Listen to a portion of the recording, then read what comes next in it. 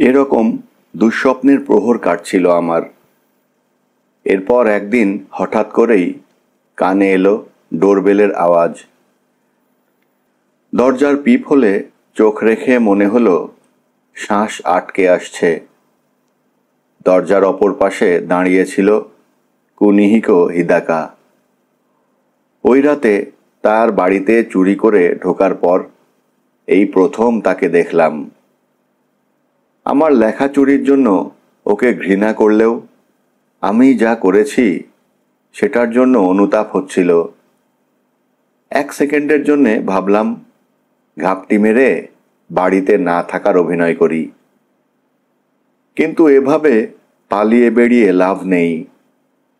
খুললাম দরজাটা। হাসলো হিদাকা।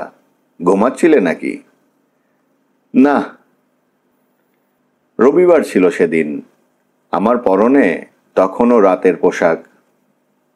দারুণ। তোমার আরামের ঘুমের ব্যাঘাত ঘটাতে চাইনি। আমার পেছনে একবার উঁকি দিল সে। ভেতরে এলে কিছু মনে করবে নাকি? একটু আলাপ করার ছিল। নিশ্চয়ই। ঘরগুলো কয়েকদিন ধরে পরিষ্কার করা হয়নি। সমস্যা নেই। এমন তো না যে আমরা পত্রিকার জন্য ফটোশ্যুট করছি। ইদানিং পত্রিকা অফিস থেকে প্রায়ই ওর বাসায় লোক আসে। তাছাড়া, বলল সে, আমার মনে হলো কিছু একটা বলতে চাও তুমি। কিছুই বললাম না জবাবে। লিভিং রুমের সোফায় মুখোমুখি বসে আছি আমরা। আমার অ্যাপার্টমেন্টের চারদিক দীর্ঘক্ষণ ধরে দেখলো হিদাকা। একটু নার্ভাস লাগলো। ভাবলাম হাতসুমির কোনো কিছু তার নজরে না পড়ে যায়। অ্যাপ্রনটা পরিষ্কার করে সরিয়ে রেখেছি ভেবে স্বস্তি পেলাম। একজন ব্যাচেলরের বাড়ি হিসেবে জায়গাটা বেশ পরিপাটি, অবশেষে বলল। সম্ভবত। কেউ কি এসে ঘর পরিষ্কার করে দিয়ে যায়? সামান্য অপ্রস্তুত হয়ে তাকালাম ওর দিকে। এখনো শীতল হাসি ঝুলে রয়েছে ঠোঁটে। কিসের দিকে ইঙ্গিত করছে সেটা আমার কাছে পরিষ্কার। কি ব্যাপারে কথা বলতে এসেছো? আরে এত তাড়াহুড়ো কিসের? সিগারেট ধরালো ও। সাম্প্রতিক রাজনৈতিক কেলেঙ্কারিগুলোর ব্যাপারে টুকটাক কথা বলতে লাগলো। আমি নিশ্চিত আমাকে অপেক্ষায় রেখে মজা নিচ্ছে। সেজন্যেই কাজটা করছে হিদাকা। ধৈর্যের বাঁধ ভাঙার দ্বার প্রান্তে চলে এসেছি। ঠিক তখনই সে একই রকম শীতল কণ্ঠস্বরে বলে উঠল, তাহলে নিভে যাওয়া অনলের ব্যাপারে? সোফায় সোজা হয়ে বসে তার পরবর্তী শব্দের জন্যে অপেক্ষায় থাকলাম। ভাবলাম তোমার লেখার সাথে মিল থাকার কারণে ক্ষমা চাওয়া উচিত। যদিও ব্যাপারটা নিতান্তই অনিচ্ছাকৃত এবং কাকতালীয়। তোমার বইটার নাম কি যেন ছিল? অগ্নিবলয়, ঠিক না? ওর দিকে তাকালাম। নিজের কানকেও বিশ্বাস করতে পারছি না। ন্যূনতম লজ্জাও কি নেই হারামিটার? অনিচ্ছাকৃত এবং কাকতালীয়। তার লেখাটা যদি চুরি না হয় তাহলে চুরি শব্দটাই ডিকশনারি থেকে তুলে দেওয়া উচিত। বলা শুরু করলো সে। সত্যি বলতে কিছু অংশ কাকতালীয়ভাবে লেখা যায় না। আমি অস্বীকার করব না। উপন্যাসটা লেখার সময় তোমার বইটা আমি পড়ছিলাম। এর প্রভাব আমার লেখায় পড়তে পারে। অবচেতনভাবে কিছু জিনিস আমার মনে গেঁথে গিয়েছিল, যা স্থান পেয়েছে লেখায়। তুমি হয়তো জানো, গীতিকারদের সাথেও এমনটা হয়ে থাকে। অনিচ্ছাকৃতভাবে তাদের সুর করা গান অন্য গানের মতো শোনাই। হতবিহ্বল হয়ে ওর কথাগুলো শুনলাম। ও কিভাবে আশা করে আমি তার এসব কথা বিশ্বাস করব? আর বইটার ব্যাপারে জানার পর তুমি টু শব্দটিও করনি বলে আমি খুব খুশি হয়েছি। ভালোই হয়েছে, আমরা তো অপরিচিত কেউ নই। দীর্ঘদিন ধরে গড়ে উঠেছে আমাদের ভেতরকার সম্পর্ক। তুমি এই ব্যাপারে কোনো উচ্চবাচ্য না করে বিচক্ষণের মতো কাজ করেছ। এতে আমাদের দুজনেরই মঙ্গল। ওর বলা কথাটার অন্তর্নিহিত অর্থ হলো, উচ্চবাচ্য করনি বলেই বেঁচে গেছো। মুখ বন্ধ রাখো, না হলে সবাই জেনে যাবে তুমি আমাকে হত্যার চেষ্টা করেছ। যাই হোক, আজকে আমি তোমার সাথে সম্পূর্ণ ভিন্ন একটা প্রসঙ্গে আলাপ করতে এসেছি। ওর দিকে তাকালাম, ভাবলাম হারামজাদাটা নতুন কি শয়তানি শুরু করবে এখন। নিভে যাওয়া অনল বইটার সাফল্যের পর অনেক কিছু মাথায় এসেছে। অসংখ্য মানুষ বইটা পড়ছে, ভবিষ্যতে আরও অনেক মানুষ পড়বে। এর জন্যে যে সাহিত্য সম্মাননা পেয়েছি সেটার কথা না হয় বাদই দিলাম। আমার মতে একটা উপন্যাসের পরই যদি আমার জনপ্রিয়তা ম্লান হয়ে যায় তবে সেটা খুবই দুর্ভাগ্যজনক হবে। টের পেলাম রক্ত সরে যাচ্ছে আমার চেহারা থেকে। আবারও ও একই কাজ করতে চলেছে। আমার দ্বিতীয় বইটার উপরে ভিত্তি করে নিজের পরবর্তী উপন্যাস লিখতে চাইছে। ওই বইটার একটা পাণ্ডুলিপি ওর বাড়িতে রয়েছে, আমি পাঠিয়েছিলাম। তাহলে তুমি ওই লেখাটাও চুরি করবে? ভ্রু কুঁচকে তাকালো হিদাকা। এই শব্দটা তোমার মুখ থেকে শুনতে চাইনি আমি। এত নাটক করে কি লাভ? আমরা সবাই সত্যি কথাটা অপরের মুখ থেকে শুনতে নারাজ। তুমি যা খুশি তাই বলতে পারো, কিন্তু আমার কাছে লেখা চুরির অর্থ লেখা চুরি, যাকে সোজা কথায় প্লাজিয়ারিজম বলে। পুরোপুরি অভিব্যক্তিহীন দেখালো হিদাকাকে। সে বলল, আমি নিশ্চিত প্লাজিয়ারিজম শব্দটার অর্থের ব্যাপারে তুমি পরিচিত নও। ডিকশনারিতে গিয়ে দেখো, এতে বলা আছে কারো লেখা অনুমতি ব্যতীত নিজের নামে চালানো। বুঝতেই পারছো কি বোঝাতে চাইছি আমি? যদি অনুমতি না নিই তাহলেই সেটা প্লাজিয়ারিজম, আর নিলে সেটা অন্য কিছু। ছোট লোকের বাচ্চা, আমি তোকে কোনোদিনই অনুমতি দিইনি। মনে মনে ভাবলাম, মানে বলতে চাইছো আমার আরেকটা লেখা তুমি নিয়ে নিলে আমি কোনো অভিযোগ করতে পারবো না? জবাবে কাঁধ নাচালো হিদাকা। তুমি আবারও আমাকে ভুল বুঝছো। আমি একটা চুক্তির প্রস্তাব দিচ্ছি আর কি। বলা যায় বেশ লোভনীয় প্রস্তাব। আমি জানি প্রস্তাবটা কি। আমি লেখা চুরির ব্যাপারে মুখ বন্ধ রাখলে তুমি ওই রাতের ঘটনার ব্যাপারে পুলিশকে কিছুই জানাবে না। অযথা এতটা উত্তেজিত হয়েও না। ওই রাতের ঘটনার ব্যাপারে তোমাকে কবেই মাফ করে দিয়েছি। আরও ভালো প্রস্তাব দিতে চলেছি আমি। জানি না ওর দেয়া প্রস্তাব কতটা ভালো বা কিভাবে আমাকে স্বস্তি দেবে, তবে কিছু বললাম না। কথা চালিয়ে যেতে দিলাম। চুপচাপ বসে নড়তে দেখলাম তার ঠোঁট। দেখো ননগুচি, তোমার প্রতিভার ব্যাপারে কোনো সন্দেহ নেই আমার। তবে প্রতিভাবান ও একজন প্রতিষ্ঠিত লেখক হওয়া দুটো সম্পূর্ণ আলাদা বিষয়। আর বেস্ট সেলিং লেখক হতে হলে প্রতিভার দরকার হয় না।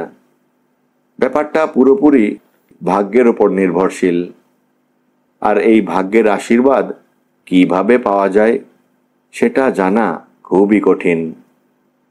সবাই এটা পেতে চায়, পৌঁছাতে চায় ওই জায়গাটাতে, কিন্তু মানুষ যা ভাবে সেটা সব সময় ঘটে না। ওর চেহারায় ফুটে ওঠা গম্ভীর ভাবটা আমার নজর এড়ালো না। মনে হলো যেন লেখক হিসেবে কাটানো কঠিন দিনগুলোতে ফিরে গিয়েছে। তোমার কি মনে হয়, নিভে যাওয়া অনল ভালো বই বলে এত সাফল্য পেয়েছে? এটা অস্বীকার করা যাবে না, তবে ভালো বই হওয়াটাই সব কিছু নয়। একটা জটিল উদাহরণ দিই তাহলে। ধরো বইটা আমার নামে না প্রকাশিত হয়ে তোমার নামে হলো। বইয়ের প্রচ্ছদে কুনিহিকো হিদাকার পরিবর্তে ওসামু নোনোগুচির নাম থাকলে তফাৎটা কি হতো বলো দেখি? তোমার মনে হয় বইটা বিক্রি হতো? এমনটা না ঘটা পর্যন্ত আমরা কিছুই বলতে পারবো না। না, পারবো। বইটার কোনো গতিই হতো না, কারো নজরে না পড়ায় এক সময় হারিয়ে যেত। তোমার মনে হতো বিশাল সমুদ্রে এক টুকরো পাথর ফেলেছ কেবল। কথাগুলো আসলেও হজম করা কঠিন, তবে অযৌক্তিক কিছু বলেনিও। প্রকাশনা জগৎটা কতটা কঠিন সেই বিষয়ে আমার ধারণা আছে। তুমি কেন নিজের নামে বইটা প্রকাশ করলে সেটাই বোঝাতে চাইছো তাহলে? বললাম আমি। তুমি যেটা করছো বা সামনেও করবে সেটাকে সমর্থন করতে বলছো? আমি শুধু বলতে চাইছি, বর্তমান পরিস্থিতি বিবেচনা করে মনে হচ্ছে বইটা আমার নামে প্রকাশ পেয়েই ভালো হয়েছে, নতুবা এত মানুষের কাছে পৌঁছাতো না। তোমার ভাব দেখে মনে হচ্ছে আমার বিরাট উপকার করেছ। আমি কোনো ভাবই ধরছি না, যেটা সত্যি সেটাই শুধু বলার চেষ্টা করছি। বিশ্বাস করো, একটা বই বেস্ট সেলার হওয়ার আগ পর্যন্ত অনেক কঠিন পরিস্থিতির মধ্যে দিয়ে যেতে হয় লেখককে। তোমার ধারণা আমি এসব জানি না? না, জানো না, আর সেটা তোমার আচরণেই স্পষ্ট। যদি জানতে, তাহলে বুঝতে আমি কি বলার চেষ্টা করছি। দেখো, আমি আসলে তোমাকে লেখক কুনিহিকো হিদাকা হতে বলছি। দুঃখিত, মনে হচ্ছে ভুল কিছু শুনলাম। তুমি কি আমাকে তোমার নাম নিয়ে লিখতে বললে?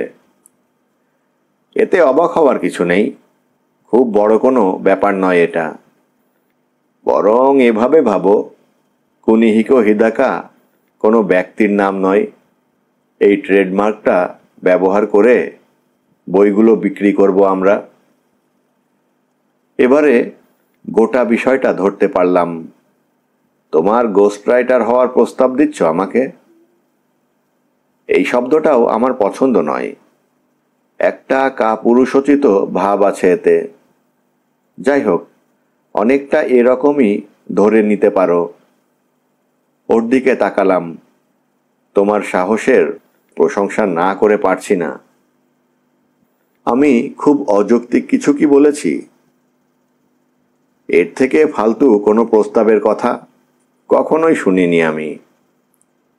ও আচ্ছা, ধরো আমার জন্য লেখা তোমার একটা উপন্যাস পেপারব্যাক আকারে প্রকাশিত হলো। আমি আমার পুরো সম্মানীর 25% তোমাকে দেব। এবার ভালো লাগছে তো? মাত্র 25%? পুরো বইটা লিখে অর্ধেকও পাবো না? এটা কি ধরনের গাঁজাখুরি প্রস্তাব? তাহলে তোমাকে একটা প্রশ্ন করি। ধরো তুমি নিজের নামেই বইটা বের করলে, কতগুলো বিক্রি হতো তখন? আমার নামে প্রকাশিত হলে যা বিক্রি হবে তার সিকিভাগও বিক্রি হতো বলে তোমার মনে হয়? কুনিহিকো হিদাকা নামটাই সব এখানে। ভুল বলেনি হিদাকা। আমার নামে বই বের করলে ওর মোট বিক্রির সিকিভাগও হবে না। এই ব্যাপারে আমি মোটামুটি নিশ্চিত। হয়তো সিকিভাগেরও অনেক কম হবে। তবুও পুরো ব্যাপারটা বিবেচনা করে বললাম, পয়সার বিনিময়ে নিজের আত্মা বিক্রি করতে পারবো না আমি। তাহলে তুমি প্রস্তাবটা প্রত্যাখ্যান করছো? ঠিক ধরেছ, প্রস্তাবটা প্রত্যাখ্যান করছি আমি। আচ্ছা, বিস্মিত দেখালো হিদাকাকে। এমনটা আশা করিনি অবশ্য। ওর কথা বলার ধরনে এমন কিছু ছিল যা শুনে একটা শীতল স্রোত বয়ে গেল আমার মেরুদণ্ডের মাঝ বরাবর। ওর চোখের দৃষ্টিতে আগুন ঝরছে। কিছুক্ষণ আগের হিদাকা আর এই হিদাকার মধ্যে অনেক তফাৎ। আমি আমাদের সম্পর্কটা ভালো রাখার চেষ্টা করছিলাম, কিন্তু তোমার মধ্যে কোনো চেষ্টার ছিটে ফোঁটাও নেই। এক হাতে কখনো তালি বাজে না। পাশে থাকা ব্যাগটা উঠিয়ে নিয়ে ভেতর থেকে একটা চারকোনা প্যাকেট বের করে টেবিলে রাখলো হিদাকা। এটা এখানে রেখে যাচ্ছি, আমি চলে যাওয়ার পর দেখবে। কিছুক্ষণ পর ফোন করব। আশা করি ততক্ষণে মত বদলাবে তুমি। কি এটা? দেখলেই বুঝতে পারবে। আর কথা না বাড়িয়ে অ্যাপার্টমেন্ট থেকে বেরিয়ে গেল হিদাকা। আমার দিকে ফিরেও তাকালো না। ও চলে যাবার পর এক বিন্দুও না নড়ে কাউচে বসে তাকিয়ে থাকলাম জিনিসটার দিকে। লম্বা সময় পরে অবশেষে খুললাম প্যাকেটটা। ভেতরে একটা ভিএইচএস টেপ। টেপটা ভিসিআরে ঢোকানোর সময় দুরু দুরু করতে লাগলো বুকের ভেতরটা। ডিটেকটিভ কাগা এরই মধ্যে এই টেপের বিষয়বস্তুর ব্যাপারে অবগত, কিন্তু আমার জন্যে সেবারই ছিল প্রথম। হিদাকাদের বাড়ির বাগানটা দেখতে পাই পর্দায়। নিচের দিকে ভেসে ওঠা টাইম ফ্রেমের দিকে তাকিয়ে জমে যাই আমি। তারিখটা সেদিনের, যেদিন আমি হিদাকাকে খুনের চেষ্টা করি।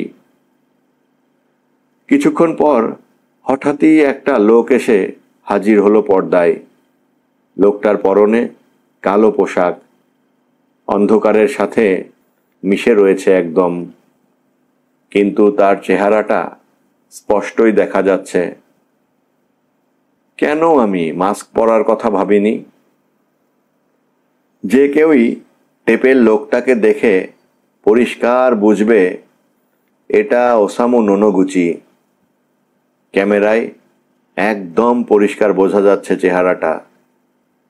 পর্দার নোনোগুচি বাগানের দিককার জানালা ধরে উঠে গেল। টেপে শুধু এই জিনিসটাই রয়েছে, আর এটুকুই যথেষ্ট। যদি খুনের চেষ্টা চালানোর ব্যাপারটা অস্বীকারও করি, ওখানে কি করছিলাম এর যৌক্তিক ব্যাখ্যা দিতে পারবো না। বিবশ হয়ে বসে রইলাম। ওই রাতে হিদাকা আমাকে যা বলেছিল সেই কথাটাই ঘুরতে লাগলো মাথার ভেতর। এই টেপটাই তাহলে তার হাতে থাকা আরেকটা প্রমাণ। বসে আছি, নিশ্চিত নই কি করব। তখনই বেজে উঠল ফোন। হিদাকা ফোন করেছে। একেবারে নিখুঁত টাইমিং, যেন আমার প্রতিটি পদক্ষেপের ওপর নজর রাখছে ও। টেপটা দেখেছ? বলা চলে ব্যাপারটা উপভোগ করছে হারামিটা। বললাম, দেখেছি। তাহলে কি ভাবছ? তুমি জানতে না? কিছু না ভেবেই বললাম, কি জানতাম? ওই রাতে আমি তোমার বাড়িতে চুরি করব, তাই আগে থেকেই ভিডিও ক্যামেরা লাগিয়ে রেখেছিলে? হাসিতে ফেটে পড়ল হিদাকা। কিভাবে জানবো আমি? যাই হোক, আমি... দাঁড়াও, আমাকে থামিয়ে দিয়ে বলল ও। তোমার পরিকল্পনার ব্যাপারে কারো সঙ্গে আলাপ করেছিলে নাকি? কেউ কি জানতো ওই রাতে তুমি আমাকে খুন করতে যাবে? তাহলে হয়তো কোনোভাবে আমার পক্ষে জানা সম্ভব হতো। কেননা লোকে বলে দেয়ালেরও কান আছে। আমার মনে হলো হিদাকা আমার কাছ থেকে হাতসুমির সহযোগিতার কথাটা বের করতে চাইছে। অথবা ও জানে আমি হাতসুমির ব্যাপারে কখনোই মুখ খুলব না, সেজন্য আমার সাথে খেলছে। কিন্তু আমি কোনো প্রতিক্রিয়া দেখালাম না। আবারও বলতে শুরু করলো হিদাকা।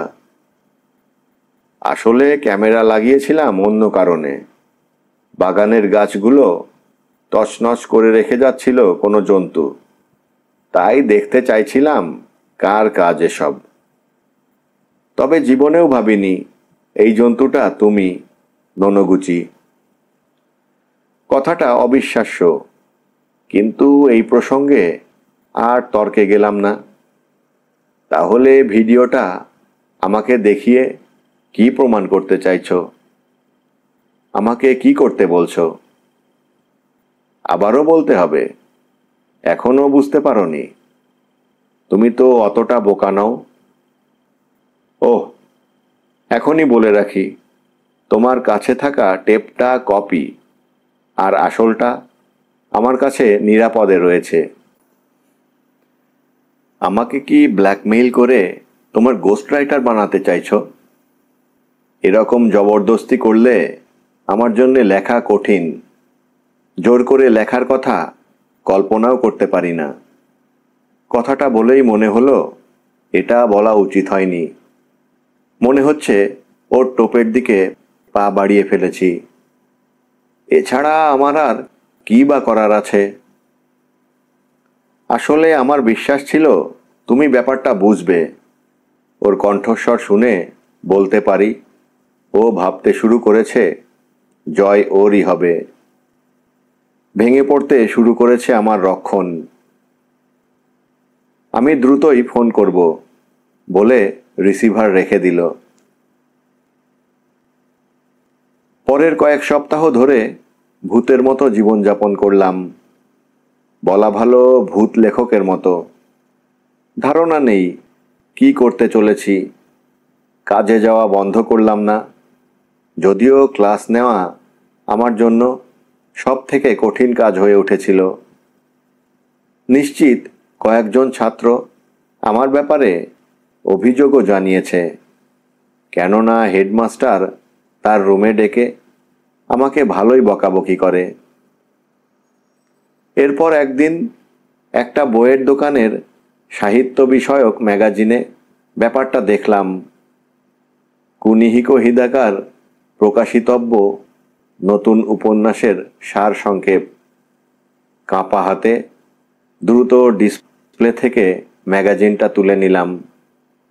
মাথা ঘোরাতে শুরু করে আমার।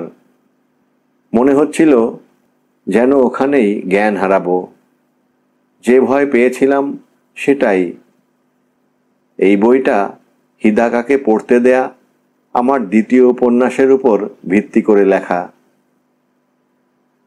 পুরো দুনিয়া যেন আমার নিয়ন্ত্রণের বাইরে চলে যেতে লাগলো। সপ্তাহ জুড়ে নিজের নির্বুদ্ধিতার কারণে নিজেকে অভিশাপ দিতে থাকলাম। বারবার ভাবলাম কেন ওই রাতে খুনের চেষ্টা করেছিলাম ওকে। কোথাও পালিয়ে গিয়ে নিজেকে লুকিয়ে ফেলার কথাও চিন্তা করলাম, কিন্তু এমন কিছু করার মতো পর্যাপ্ত সাহস নেই আমার। হিদাকার হাত থেকে বাঁচতে চাইলে আমাকে বহু দূরে পালাতে হবে, আর রেজিস্টার করা যাবে না আমার নতুন ঠিকানা। এর অর্থ আমি আর শিক্ষকতা করতে পারবো না। তাহলে বাঁচব কিভাবে? কায়িক শ্রম করার মতো অবস্থাও আমার শরীরের নেই। তখনকার মতো হীনমন্যতায় আমি কখনোই ভুগিনি। আর কোনোভাবেই হাত সুমিকে ফেলে রেখে যেতে পারতাম না। ওই বাড়িতে ওই লোকটার সাথে থেকে ওর কষ্টের কথা কল্পনা করেই রাগ লাগতো আমার। পেপারব্যাক আকারে দ্রুতই বেরিয়ে গেল হিদাকার নতুন উপন্যাস। ভালোই বিক্রি হলো সেটা। যতবারই বেস্টসেলারের তালিকায় বইটা দেখতাম, অনুশোচনা বোধের সাগরে আছড়ে পড়তাম আমি। চূর্ণ বিচূর্ণ হয়ে যেত আমার আত্মমর্যাদা। আবার পরিস্থিতির কথা বিবেচনা করে ঠান্ডা মাথায় মাঝে মধ্যে ভাবতাম, এই বই আমার নামে প্রকাশিত হলে হয়তো বিক্রি হতো না। কয়েক সপ্তাহ পরে এক রোববার আবারও এলো হিদাকা। এমনভাবে আমার অ্যাপার্টমেন্টে ঢুকে সোফায় বসলো যেন কিছুই ঘটেনি। কথা অনুযায়ী একটা এনভেলপ রাখলো টেবিলের ওপরে। জিনিসটা তুলে দেখতে পেলাম এর ভেতরে রাখা টাকাগুলো। এতে 2 মিলিয়ন ইয়েন আছে, যা অনেক লোকের 1 বছরের বেতনের সমান। এটা কিসের জন্য? বলেছিলাম তো, বইটা চললে তোমার অংশটা তুমি পেয়ে যাবে। আমার সম্মানীর 25% এটা। খামটার দিকে আরেকবার তাকিয়ে মাথা নাড়লাম।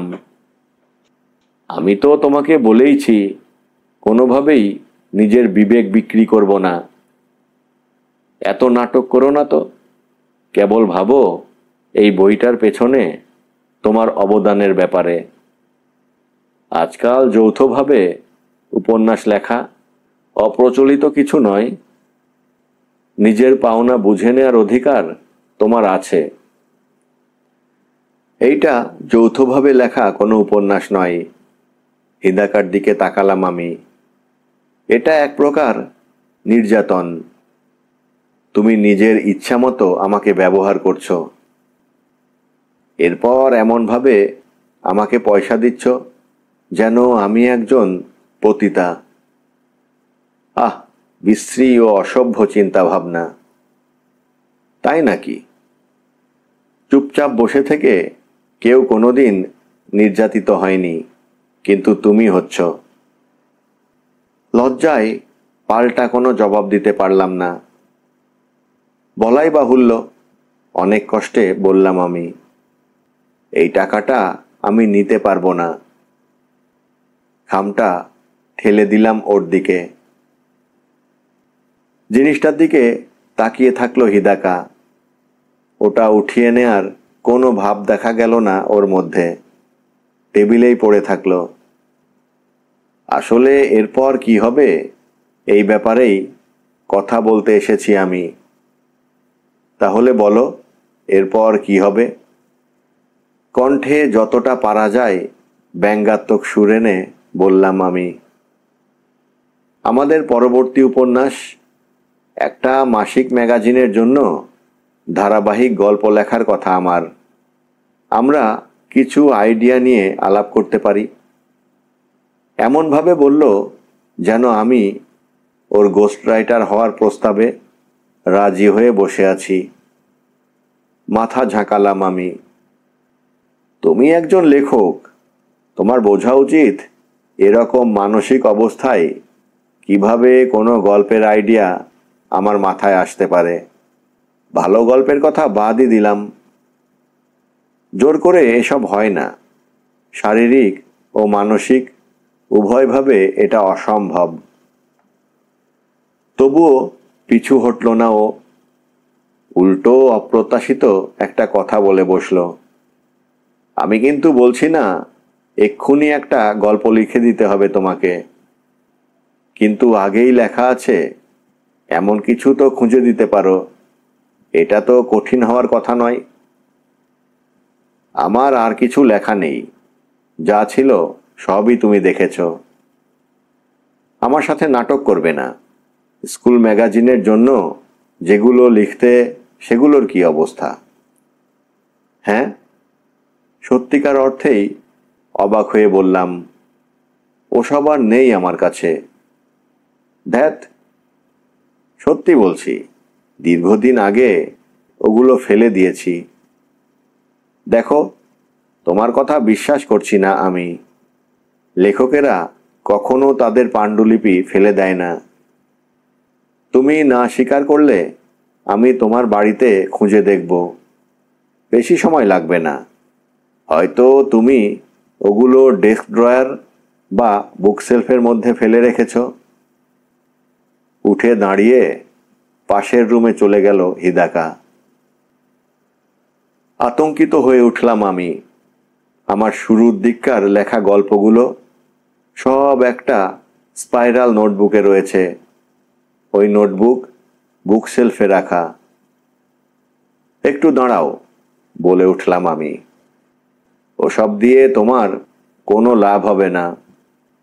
ছাত্রাবস্থায় ওই গল্পগুলো লিখেছিলাম। লেখা একেবারে দুর্বল, আর প্লটগুলো যাচ্ছে তাই। একজন পরিণত লেখকের কাজ ওগুলো নয়। সিদ্ধান্তটা আমাকেই নিতে দাও। আর আমি কোনো সম্পূর্ণ লেখাও খুঁজছি না। শুধু কিছু কাঁচামাল দরকার, যা আমি ঘষে মেজে ঠিক করতে পারবো। বড় কথা, নিভে যাওয়া অনল কখনোই সাহিত্য জগতে ইতিহাস সৃষ্টি করতে পারত না আমার তুলির শেষ আঁচড় ছাড়া। বুঝতে পারলাম না কিভাবে কারো লেখা চুরি করে এত গর্ব করতে পারে কেউ। ওকে সোফায় বসতে বলে পাশের রুমে চলে গেলাম। অফিসের শেলফের উপর রাখা আছে আমার পুরাতন 8টা নোটবুক। একটা বাছাই করলাম। ঠিক সেই মুহূর্তেই ঘরে ঢুকলো হিদাকা। তোমাকে অপেক্ষা করতে বলেছিলাম আমি।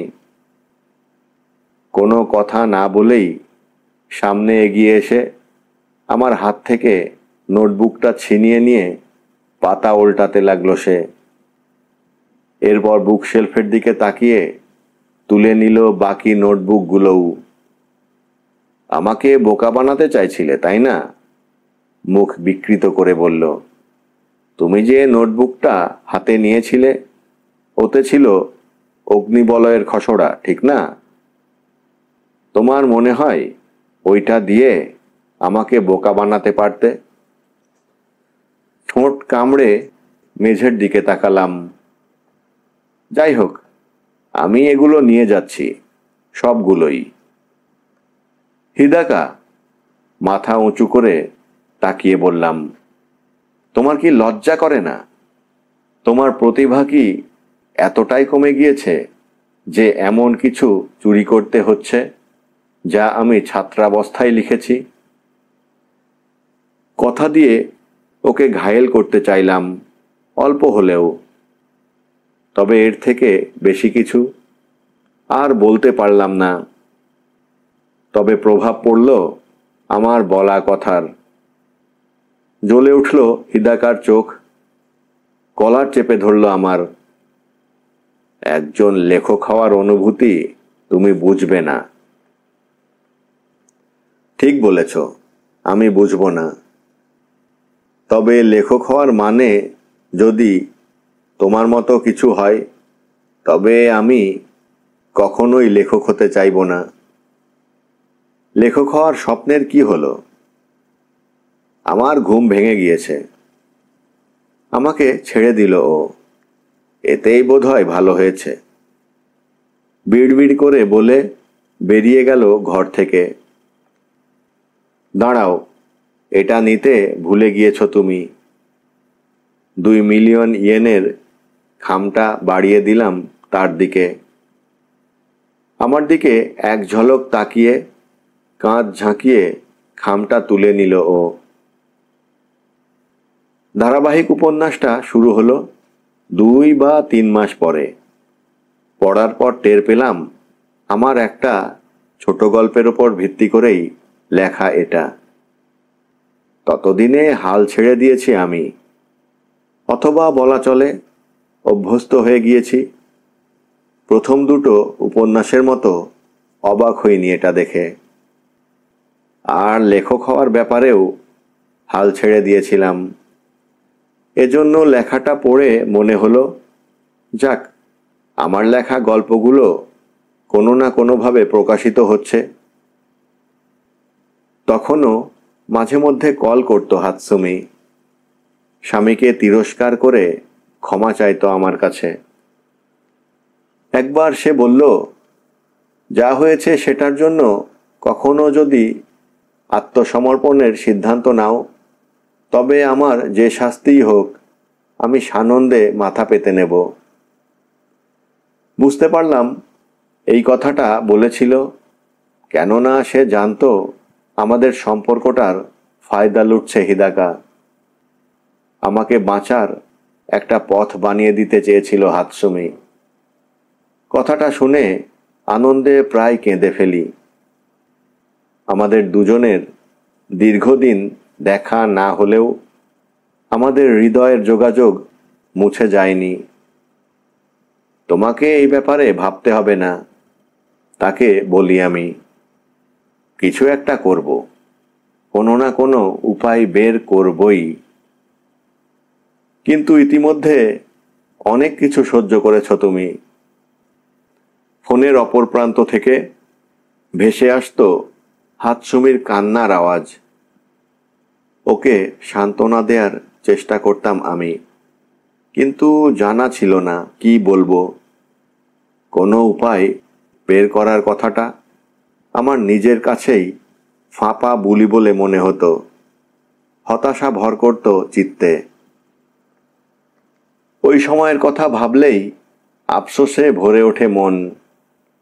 ভাবি, কেন হাতসুমির কথা মতো কাজ করলাম না, কেন আত্মসমর্পণ করলাম না আমরা। যদি করতাম তাহলে অন্তত আমার জীবনের সবচেয়ে প্রিয় জিনিসটা হারানো লাগতো না। দুর্ঘটনার খবরটা পত্রিকা থেকে জানি আমি।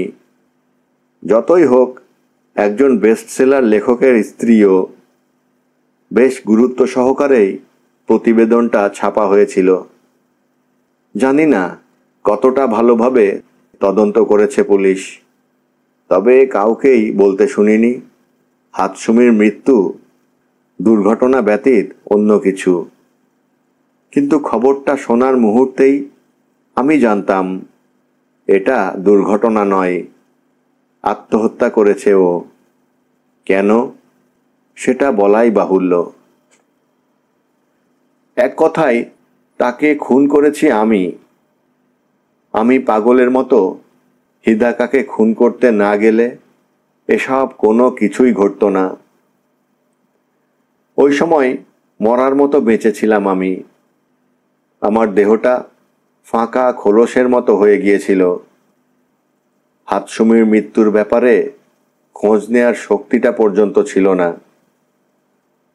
অসুস্থ হয়ে পড়ি, কাজে যাওয়া বন্ধ হয়ে যায়।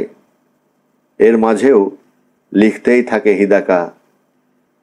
আমার কাজগুলোর উপর ভিত্তি করে লেখা উপন্যাস ছাড়া কিছু মৌলিক উপন্যাসও লেখে সে। আমি আর খতিয়ে দেখতে যাইনি কোনটা বেশি জনপ্রিয় হয়েছে।